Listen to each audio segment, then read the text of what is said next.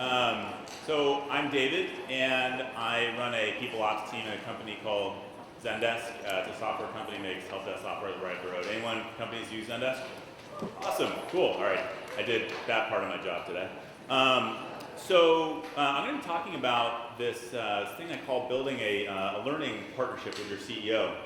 And I've worked in a lot of different companies and industries over the years. I've been in HR for about 15 years. I worked one company, my first job out of school, I worked at an oil company. And on my first day on the job, I looked out the window and the union was preparing to go on strike. Years later, I worked at a movie studio, and I would look out my window and I would see extras walking to the film lot in like pirate gear and stuff. But most of the companies I've worked at more recently have been tech companies here in the Bay Area. So I'm going to be drawing mostly from experiences with those companies, telling some stories about what worked, what didn't work in doing this. I always find it fun to hear about failure, so I'm talking about some failures. So this learning partnership, what is that? I think about a learning partnership, an outcome of a learning partnership with your CEO is a learning organization. So Peter Senge has coined this term, a learning organization, so it's written extensively about it. It's an actual thing a term that he's coined. There's 5 traits of a learning organization, if you're interested in this and Googling this later. The gist of these, what a learning organization looks like though for Peter, is it's one that's committed to mastery and learning across the board. And so from his research, the reason why he's written so much about it and talked about it is it defines, in his eyes, it defines companies that are going to succeed and outpace their competitors. So companies that do commit to mastery and learning across the board tend to outpace their competitors. Those that don't tend to fail and struggle mightily. So, what better opportunity for a CHRO or a CLO to partner with their CEO on something really meaningful and impactful for the company.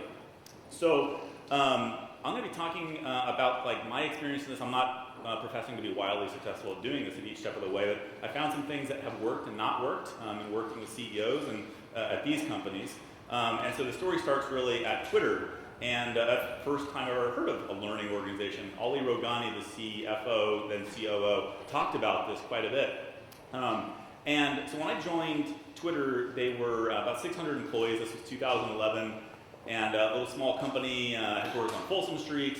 And I remember within a week or two after I started, Dick Costello sent an email to us, so a couple of HR folks, and said, I want to create a manager training class. And I want you to come up with the outline of the agenda, and I want you to give me some feedback on it. So I'm like, wow, this is amazing. I've never seen this level of interest of manager development from a CEO. He wanted to actually build it and facilitate it. I thought this is great. This is going to be so easy and amazing. And so he gave us homework. He said, so to do this, I want you to read this book, High Output Management. Because I understood he wanted to have a lot of the concepts from this training that were going to be coming from this book. So I didn't read the book. Because he only gave us 1 week. So I got the cliff notes.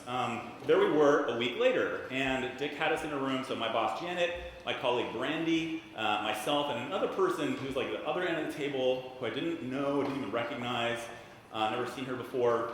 And so Dick was, he had this stack of notes like this, and he was going through these concepts that he wanted to basically start teaching managers on. And he's like, what do you think about this on chapter 2? And I just nodded my head what's he talking about? And then he went into a couple of these concepts, and one of them was about feedback. So he just immediately started talking about feedback, his experience, having to give feedback as a manager many years ago. And he was sharing this story. And as he shared this story, he was drawing a matrix up on a whiteboard. And he was talking, years ago I was in Chicago, and I had to fire this person. So he's drawing this matrix with a clarity on one axis and happy face, sad face on one axis. I'm where's he going with this? So, I was at this company in Chicago many years ago. I had to fire this person. I remember bringing this person in the room and sharing with this person why it wasn't working. And that was my goal in the conversation was I had to let them go. But as I started doing this, the emotion was very palpable and pulling on my heartstrings. So I immediately started optimizing more for happiness in the conversation, which was pulling me from this lower right-hand quadrant to this upper left-hand quadrant. That was the pull. And so by the end of the conversation, this person had no idea that they were about to be fired. And left very happy, hey, things are going really well. And so he was sharing the story with this matrix, what do you think about that? I think this is a really important concept. We've got to talk to managers about being really direct. And I'm yeah, it kind of needs some work. This matrix is a little bit, kind of simple. But then this other person in the room was she was nodding her head, I like this. We should build on this. This is a really interesting concept. So years later, that person redid the matrix, and she came up with this thing called radical candor about the axes of caring personally and challenging directly, and then she wrote this book. So it was Kim Scott was the person in the room, but I didn't know at the time. A lot of her proving ground for this book was things that she was, as a consultant, working with Dick and the team, the HR team, and the company, the sales organization, around just being a really good manager. So anyways, back to Dick's class. He, pretty soon after that, with not a lot of preparation, he just took his little stack of notes in to a conference room and started, pulling 15 managers in at a time and walking them through these things. And it was just like, he started off the conversation, what's the best boss you ever had, what's the worst boss you ever had? And from there, he would go into these concepts. And it was 3 hours each day, 2 days. So we'd do an afternoon and then the morning, 15 people, and it was just like no slides, just him and his notes going through these concepts. And I was just blown away at how simple this was. I don't know if you know, my concept of manager training was like Covey style, like super complicated, you gotta pay for it and get a consultant in to do it all. It's very difficult, and he just did it. He read a book and then he did it. I'm like, this is amazing. This is how you do manager training? All my years at oil company movie studio were just sort of completely turned on its head and watching Dick, the CEO, do this. So it was great. It was super impactful for the managers. All managers want to get into this class. He wound up doing this at least once a month for the next couple years. And so he got through all the managers. And so at a certain point, though, Dick at the company, imagine he's got other things on his plate to do. We realized he's going to need some help scaling this. So we didn't even really have an L&D function when he first started doing this. But eventually we needed, someone who's going to be our CLO, who's going to be the head of L&D to help him scale this. This was manager development. Well, maybe we should talk about leadership development. Maybe there's other things like, what do you do after this class? You take Dick's class. What are the other things that you start to deliver? And so that's when we brought on Melissa Daimler, or right before that, we brought on Melissa to really build out the L&D function. And she started working with Dick to what are we going to do next? What's the next thing? And so she came up with another sort of manager curriculum called the Twitter Core 5. So this was it was the L&D functions, manager training stuff, and then there was Dick's stuff. And so this was a great concept, come up with the next version, the next chapter, that was the goal, so we can keep managers hungry, keep giving them stuff. So what started happening as we were doing this though? So what started happening was, there was 2 experiences you have as a manager. You go into Dick's manager class, who's telling you very specifically, I want you to have one-on-ones. He'll talk to you about it, who has one-on-ones, what do you do in that one-on-one? But you left with very clear sort of expectations from the CFO or from the CEO on what you do, how often you do the one-on-ones, what they should look like. And so the L&D functions manager training class was a different experience, more collaborative, more abstract, talking about competencies, and so it was very different. What was also different was Dick had his own lexicon, we had our lexicon. Another issue was that Dick, as he's doing this class, he would tell you very specifically, you got to give really direct feedback. But a lot of his directs would know Dick to be the person who didn't really give direct feedback. And so he was getting up on stage doing this stuff. So we had these challenges. One was this sort of branding, the 2 different experiences, different lexicon. We're saying slightly different things. And employees were kind of they were a little puzzled. They would go into this. They were spiritually in the same ballpark, our class and Dick's class. Spiritually same ballpark, but just different concepts, and there wasn't really a bridge there. So that brings me to what worked, what didn't work at my Twitter experience. So one thing that worked for Twitter was finding the learning passion of the CEO, let them own it and hone it. I think if I had tried too much in that first sort of meeting with him and his notes and his concepts, if I had tried too much to insert my own things, of no, but you got to say this, you got to say that, it wouldn't have sounded authentic. He had his thing, he had the thing that he was most passionate about in learning. For some CEOs, they're going to be passionate about learning. But there's going to be a certain angle. Maybe it's about customer training. Maybe it's about learning about the product. Maybe it's about culture. Maybe it's about manager training. But for us, what works is just letting him own it and hone it.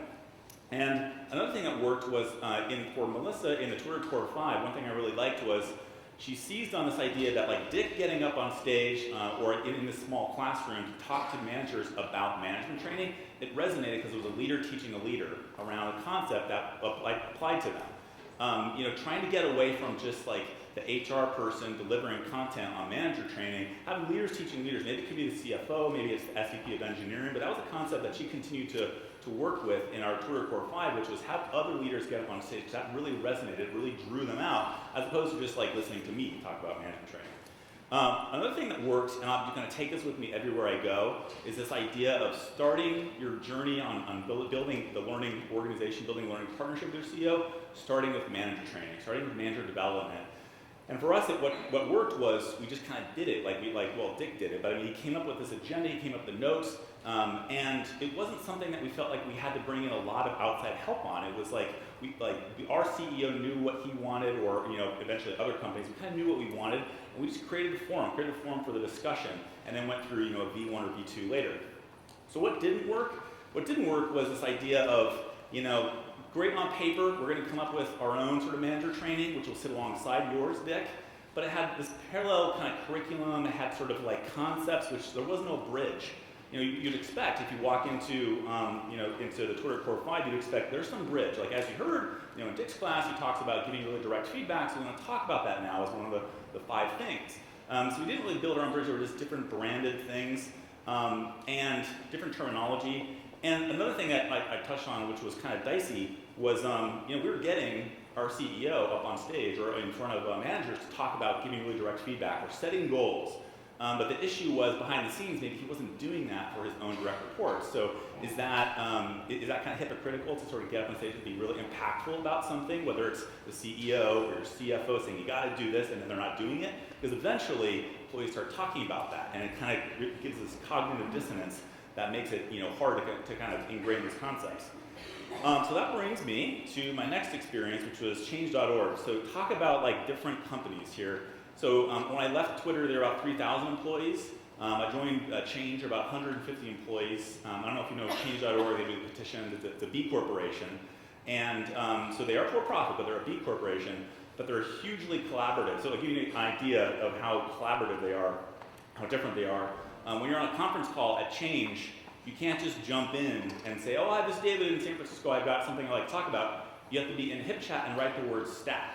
And then so all these stacks from different people will pile up. And then when it's your turn, the moderator says, oh, David, you stacked 5 minutes ago, what did you want to say? And so another thing was we voted on each other's initiatives, whether we want to do these initiatives, like HR initiatives. So very collaborative company, borderline holacracy. And when I started, Ben, very different CEO than Dick too, right? So Ben was young guy, super bright, but didn't have that operational experience, that years and years of operational experience that Dick had. So this is his first thing. This is this company that he founded. And so when I started talking to him right off the bat, what became the concept he was really interested in? Manager training. So recurring theme. Soon after I started, he said, we should train our managers how to be really good managers. No, it's a recurring theme. But he said, I don't know how to do that. So I want you to collaborate. I want you to collaborate with my team. So that would be Lola Elfman and Jen Dolsky and BJW and myself. And this is what it started looking like. So okay, let's collaborate. Change is very collaborative, so I'm going to be very cautious. I'm not going to be dictating or demanding. I'm going to be very collaborative on this. And what started happening was a train wreck, and it was my fault. So it was this is an example of questions that we would go through on a weekly basis to try and come up with management training. In the back of my head, I'm thinking it was so easy at Twitter. We just did it. Why is this so hard? And one was because we're overly collaborating with each other. But we would come up with these questions which were kind of silly, how often do you do it? Should it be mandatory or not? What's the content? That's not a silly question. It should be more operational management training or more abstract kind of theoretical philosophical management training. But we were coming up with so many questions that I just started getting frustrated. And I remember I was in the DC office one day and after a long conference call debating management training, how it should work and how we should do it. I just got off the call and I'm just going to do it myself. Dick did it. Why don't I do it? I can do this. And so I came up with, a page of notes, kind of like what Dick did. I just came up with the management training outline. And I'm this is going to be great. They're going to thank me because I'm taking this thing that's off the rails and I'm going to put it back on the rails by just coming up with it. And so I remember I produced it, the next call, hey, everyone, good news. I've got the outline for management training. I know how we're going to do it. I figured it all out. And there was this lukewarm reception, oh, cool, good, nice. And I'm thinking to myself, why aren't they so happy about me just solving this problem? We've been grinding our gears on management training. I've done it. And so the reason why was because they wanted to work with it. Obviously, they wanted to work on it. They had really great point of views. I was conflating this idea of these operational questions, like how often should we do it. I was thinking like, well, those are silly questions. There were really good questions that we had to eventually get to, which was the content. Like, what is good management at Change is very different than what good management is at Twitter. And if I'm being honest with myself, me taking the Dick Costolo playbook, I was like Vanilla Ice sampling David Bowie, right? Like, it just like, I look back on it, I'm like, that was so silly, like, why'd I do that? And so that brings me to what worked, what didn't work. So when I slunk into a corner, realizing I had failed in sort of getting management training, sort of to fruition, I started doing something different. So the sales team said, like, hey, we really want to learn how to interview people really well. Do you know how to do that? And I said, actually, I think I have this behavioral-based interviewing thing that could be interesting. I did that, they loved it, and they wanted more of it. So when I hit a wall, I just kind of went smaller. I went in some other area, maybe not as controversial, to feed that hunger for learning. Rather than just sort of throw my hands up, I'm not doing any of this. I kind of just went in some other direction. Feds kind of kept the thirst going for learning by doing something that was maybe not as big as like management training. So that worked. Not a lot worked at Change, so that brings me to the failures. What didn't work was this idea of this analysis paralysis, just grinding our gears. I was conflating this idea of collaboration and how Change's culture was all about collaboration. I was conflating that with like, that's their preferred working style. And so there was something actually very different there. And what was different was that they wanted to work with each other, but they were actually all about accountability. And so another thing that didn't work was going it alone. So this idea of like me just being a sole author, like take a pat on my back and come up with all this stuff as the head of HR or head of L&D, it just didn't work. Because management training, like if I would have just given this more time, I would have realized that there were a lot of really good managers who had a lot of really interesting experiences who wanted to weigh in. And my worry about those numbers of voices, like, oh, it's going to take forever, that didn't make it better by just me being a sole author. And I touched on accountability. So accountability was actually something Change cared deeply about. I thought this collaboration thing was like, just kind of democratic working style, like accountability wasn't important, but actually they were very serious about RACI models. There was a RACI model for everything. And so if I would have just stopped and said like, well, who's accountable for this manager training initiative? I would have had that conversation. I could have actually gotten through that in a little bit better way that ultimately set up empowerment, which was, putting me in a better position to actually drive it forward. So that brings me, so my change, cluster F, to Zendesk. So I ultimately I'm going to do something different. So I went to Zendesk. Zendesk, very different company. All these three companies are very different. Zendesk, a company founded by some Danish guys in Copenhagen. They brought it over to San Francisco. Very different companies, very different CEOs, each of the CEOs at this company. But what was a recurring theme? Managed development. So I started off without me doing anything. Very early on, there was a board meeting, and Peter Fenton, who's on the board of both Twitter and Zendesk, said, hey, Mikkel, the CEO, you should do some manager development program for your managers getting to a certain size where they need manager training. And look what they did at Twitter. And so Mikkel looked at me and he said, hey, do you know what they did at Twitter on manager development? I said, I do. I have some thoughts there. But I had in the back of my head, don't do the Dick Costolo playbook. Don't just come up with that agenda. Don't do that. That didn't work. So what was great about Mikkel was, he's a product CEO as opposed to an operationally focused CEO. So he cared about product and product vision, and so operational stuff he's not as good at. And so what was great was he said, I can't do this. I don't know what good management looks like, but work with someone on my team. Work with someone on C-staff. I think Anne Ramondi on the team is actually really passionate about this and has some really great things to say. So that was great. Mikkel had the sort of self-awareness enough to say this isn't me, but there's someone else.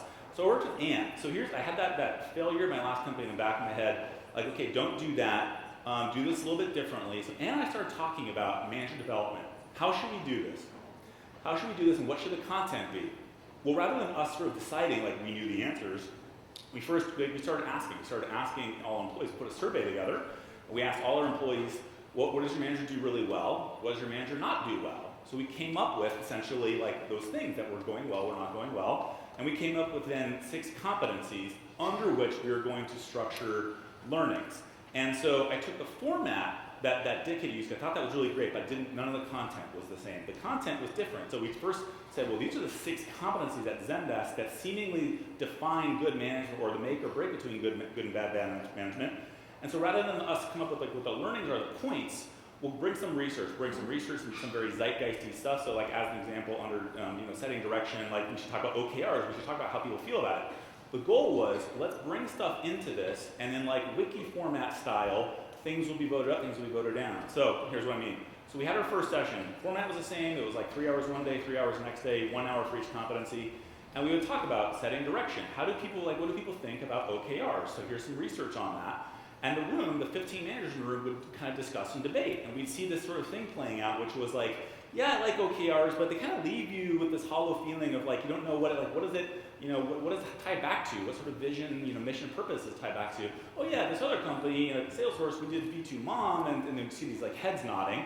I'm like, okay, so this kind of gets voted up, and this other stuff we're going to put on the cutting room floor.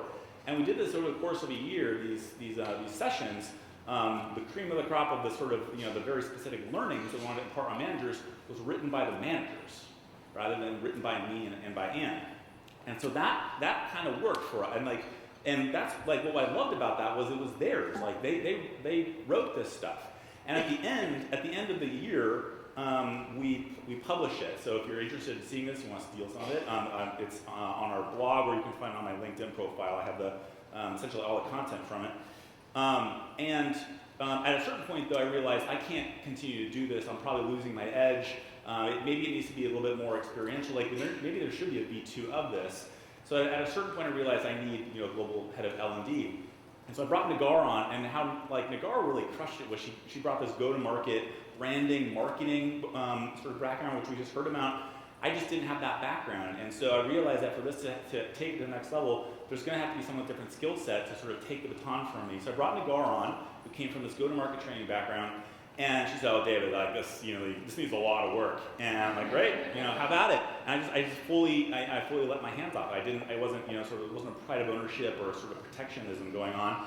And Nagar just made it so much better by taking a different view of it. She branded it. There's Elevate and then Illuminate for the 2 classes, manager and leadership development. She added in a leadership component. She added in more tangible things to like how you're actually going to get there from these theoretical competencies to actually putting things in practice.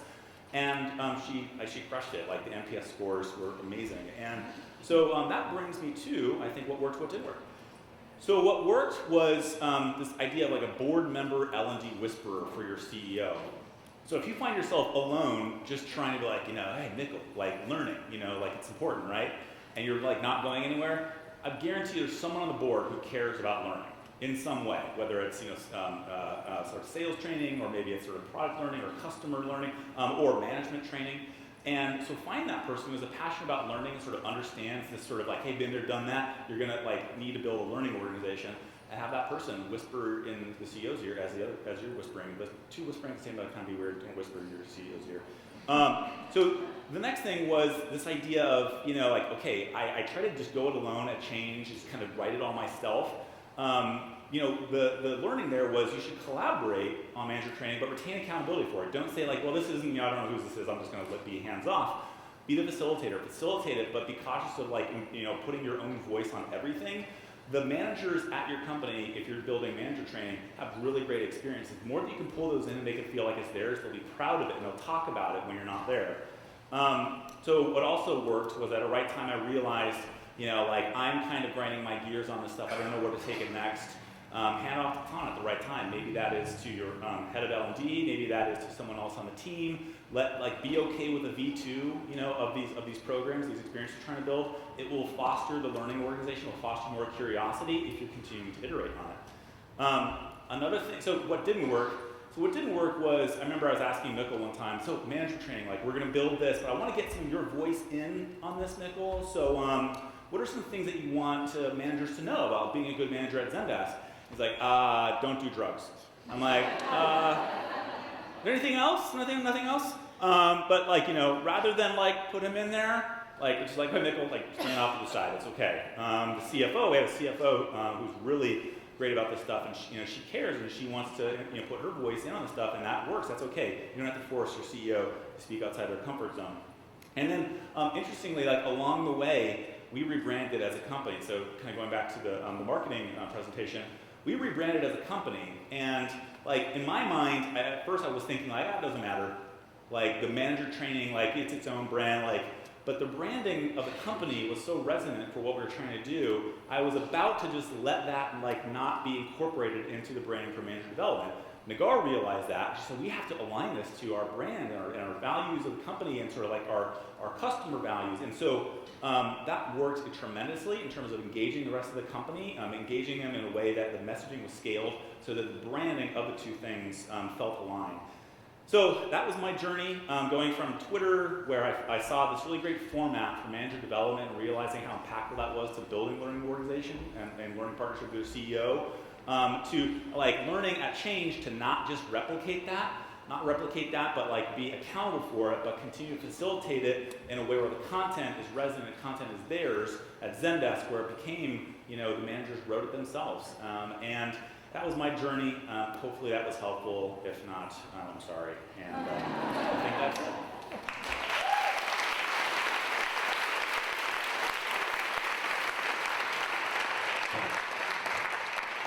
That's great.